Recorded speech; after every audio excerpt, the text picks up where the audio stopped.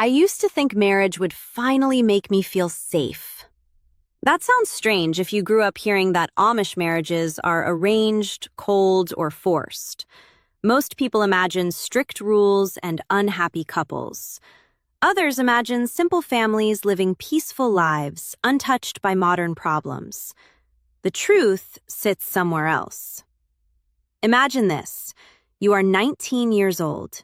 You have spent years following every expectation placed before you. You wake before sunrise. You work hard. You stay quiet when older people speak. Then one day, everyone begins asking the same question. When are you getting married?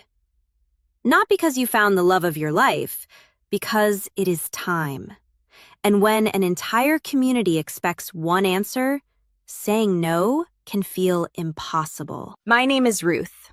I grew up in an Old Order Amish community in Ohio. Most of my childhood was spent following customs that had been passed down for generations. I attended a one-room schoolhouse. I traveled by buggy. I learned early that obedience mattered more than personal preference. I am not speaking as an outsider looking in. I lived these rules. I watched friends marry. I married myself. I spent years believing I understood exactly how Amish marriage worked. Many people assume Amish marriages are arranged. Others believe young people have complete freedom to choose. Neither picture tells the whole story. What I am about to share is not the version most people hear. It is the part that lives beneath the silence. And once you understand it, you may never look at Amish marriage the same way again. In my community, there was no formal arranged marriage. No parent selected a husband for me.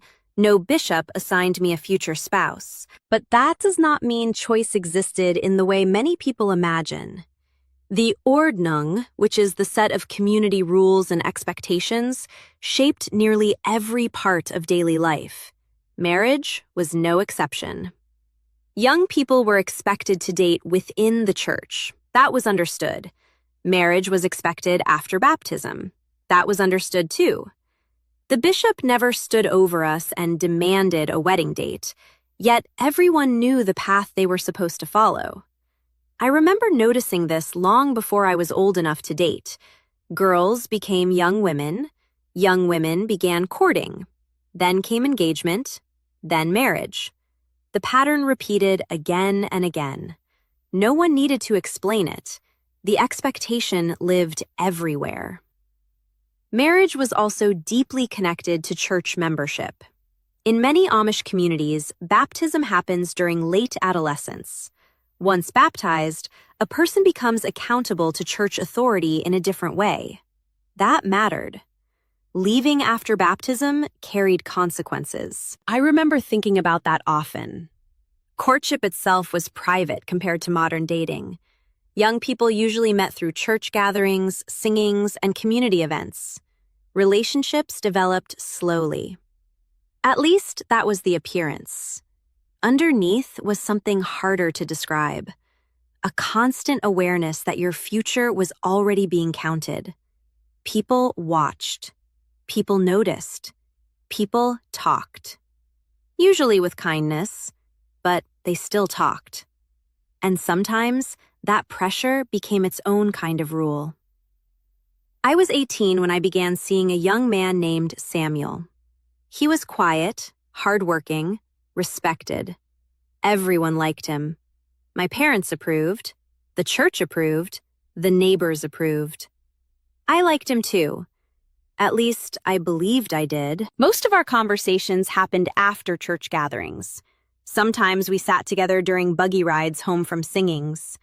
Winter evenings felt especially long.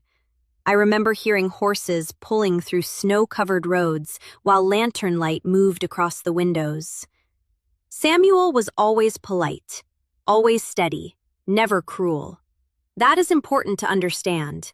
This is not a story about a villain. For months, our relationship followed a path that seemed completely normal. People began asking questions. Small questions at first, then larger ones. My mother once asked whether I could see myself building a home with him. An aunt asked when an engagement might happen. A neighbor smiled and said she expected wedding invitations soon. Each comment seemed harmless. Together, they became something heavier. I noticed myself counting months, counting expectations, counting how many people already assumed the decision had been made. One evening during the summer, Samuel and I sat outside after a church gathering. The air smelled like cut hay. Children were still playing nearby. He asked if I thought we should marry within the year. I remember freezing. Not because I disliked him, because I suddenly realized I did not know what I wanted. That thought frightened me. I had spent so many years learning obedience that I struggled to recognize my own voice. For weeks, I tried pushing the feeling away. I told myself uncertainty was normal. I told myself fear happened before every marriage. I told myself happiness would come later. Yet the feeling remained. At night, I would lie awake listening to the quiet sounds of the house. A door shifting, footsteps overhead, the wind outside, and one question kept returning. What if this is not the life I actually want? I never spoke those words aloud. Not then.